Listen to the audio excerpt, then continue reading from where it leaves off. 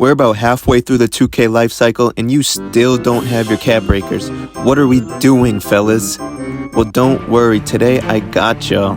I noticed in my last no cap breaker build video, about 15,000 of y'all were looking for a build, so I gave y'all a 7-footer. In today's video, I'm gonna be giving you a no cap breaker 5-out demon build for the rec or rank pro-am you can come out with and be the hard carry in your friends group. And just so you know, I'm not capping about how crazy the build is, look what I do to 3 defenders right here. You're gonna be having your friends shook. So open that builder and let's get into it. Standing at 6'11", 231 pounds with a 7'5" max wingspan and prime KD-like tendencies, the 5-out no cap breaker center. Alright fellas, so as I said before, this is a 5-out center build that takes 0 cap breakers to make. So let's get into it. So we're going to want to give it a height of 6'11". The weight is going to want to be 231. The reason for it being 231 is because we're not going double 99 due to the fact that we have no cap breakers right now. Don't have much to spare. So what we're going to shoot for is the threshold for 83 strength, which is 231. As you see, you go 230, 82, 231, 83. Wingspan, we're going to go max wingspan. I always go max wingspan on my centers every year.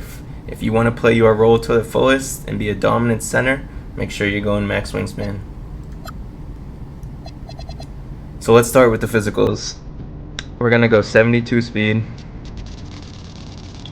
We're not going max speed here because we're trying to save attributes for other areas of the builds. We want to try and be as well-rounded as possible because in this situation we have no cap breakers to make this build. Your agility is going to be a 64 for the exact same reason. Your strength is going to be max. The whole reason we went 231 was for the 83, so we max it out here.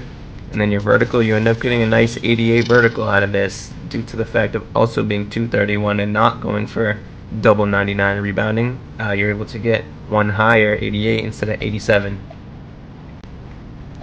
So your offensive rebound, you're gonna go 96 because we're not doing the cap breaker method that I explained in an older video. The highest you can sacrifice here is a 96, which is just enough for that rebound chaser to be Hoff. Your defensive rebound is only going to be an 85. We're going to need to save attributes here for the same reason that we did speed and agility. You want to be as well-rounded as possible for somebody that has no cap breakers. Your block, you're going to only be able to get a 74, which is more than enough for the rec. Those sliders in the rec are real easy. 74 is more than enough in the rec. That steal, this is my favorite part about the build, is being able to get your steal to a 73 so you can get that silver interceptor. This year I would say your steal rating matters more than the actual color of your badge. From my experience, +1ing it, +2ing it on a 60 steal rating doesn't do nearly as much versus just getting your steal from a 60 rating to a 73 rating. So that is a big difference between this build. That's what I do love about the 6'11" advantage over the 7-footer. But I'll talk about the differences between the 7-footer and the 6'11" at the end of the video.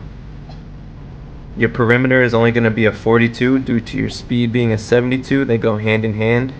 So we're going to keep that as low as possible. You're going to be guarding corner. You're not going to be guarding the top of the key. You're not going to be guarding point guards or nothing unless you're pinching out the corner out to the hash. So you don't need a high perimeter this year. If you haven't already noticed, there's a lot of lockdowns with 99 perimeter, 95 perimeter, and they'll be closing out on a guard. And because these guards' jump shots are just so abnormally fast that 2K allows you to make, perimeter defense is like borderline barely non-existent this year. People used to complain about interior defense a lot in other 2Ks. This year there's a big problem with perimeter defense. It just doesn't make sense. So as a center, we can sacrifice a lot here to save for our attributes in other places. Pasek, just like my last 7-foot no cap breaker build, on the 6'11" we're also gonna go 87.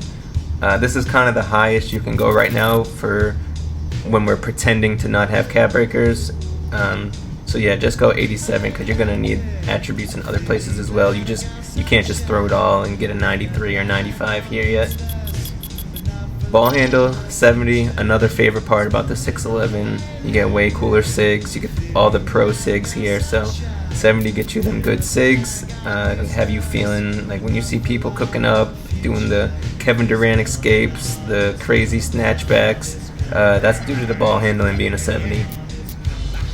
And then you're gonna want a 60 speed with ball. If you equip the Giannis dribble style, that alone will allow you to speed burst out of your dribble moves, but then having the 60 speed with ball will just keep that fast speed kind of consistent all the way to the rim. Your 3-pointer, get that to an 80. If you don't want to go 80, if you're somebody that thinks you can shoot with a 78, by all means, go for it. But because we have the extra attributes to waste here, I would say get that 80. It unlocks that Benchero go-to dribble move that I talked about in my dribble tutorial video.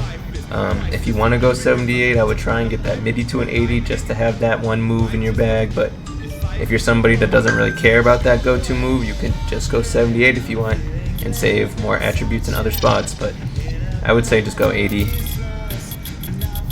Free throw, we put at a 76. Driving dunk, we put at a 87. And again, because we have no cap breakers to use here, we can only really get an 87 just to be able to maintain that balance throughout the entire build. But this is a great sweet spot here. You can still dunk the ball extremely well. If you've ever seen my teammate Swag Godly play, he plays with a 87 driving dunk and has no problem dunking the ball out the corner. Standing dunk is going to be an 81. Now because we are a 5-out center right now, right? We're designing this build to be a 5-out center for the rec or your ranked pro-am runs. You're only going to need an 81 standing dunk. You're not going to be camping underneath the rim. This really only activates when you're standing completely still, and I mean completely still. So like off of a rebound, you plant your 2 feet, you go back up, that's a standing dunk. You come down, you pass fake, you're standing still, you're under the rim, you go up, that's a standing dunk. Now, if you catch the ball and your player's still taking even half of a footstep forward, it's not going to register as a standing dunk, it's going to register as a driving dunk. Even though it may look like you're just going straight up with 2 hands, your player still has momentum going forward, and it's going to count as a driving dunk this year. Now the rest of these attributes, you could put it into driving layup if you want that physical finisher badge. Sometimes this bails players out and allows you to make some crazy contested layups, but if you're somebody that doesn't believe in that, you could put it into speed with ball to be able to move faster. If you're really a dribble head on center, you could put the extra ones in speed if you want to, in agility. It's really up to you. It's kind of starts becoming like player preference now. All the sweet spots for a no cap breaker build are kind of highlighted. So your driving dunk at 87, your standing dunk at 81.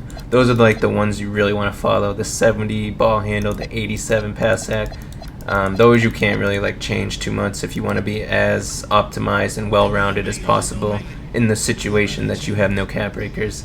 Same with the steal, same with the block. You can't really change that too much if you don't have any. And I mean, if you think you're good enough with a 94 to go even lower, be my guest. But while you have the attributes here, I would say 96, just so you still have that dominant presence as a center. So let's just fill the rest of this build out. Like I said, player preference. Do it however you want from there on out. Continue.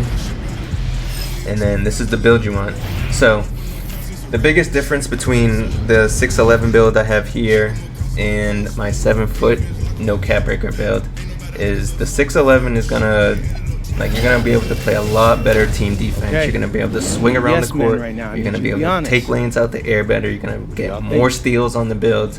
You're going to be able to play better teams defense. If you know what a stack rotation is, if you know what a triangle rotation is, you're going to be able to get to spots quicker so that you're beating your opponent to the rim, so it's not just free slips whenever you call a rotation. Those are kind of the advantages of this build here in a 5-out versus if you make the 7-foot build that I posted a little while ago. The advantages to the 7-foot build are clearly the rebounding. The rebounding is way more dominant on the footer.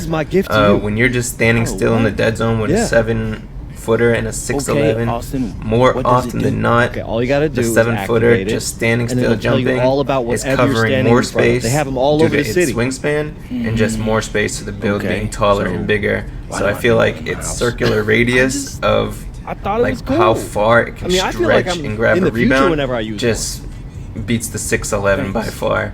Now, the 7-footer also has a weaker steal rating, so yeah, steals aren't as crazy on the 7-footer. You run slower, so you really have to be on top of your rotations. It's a little bit hard to use defensively, but that's the skill gap in using it. So now that you see the difference between the two builds, make whichever one is for your playstyle, and let me know in the comments which one y'all ended up making. Somebody else's or start your own.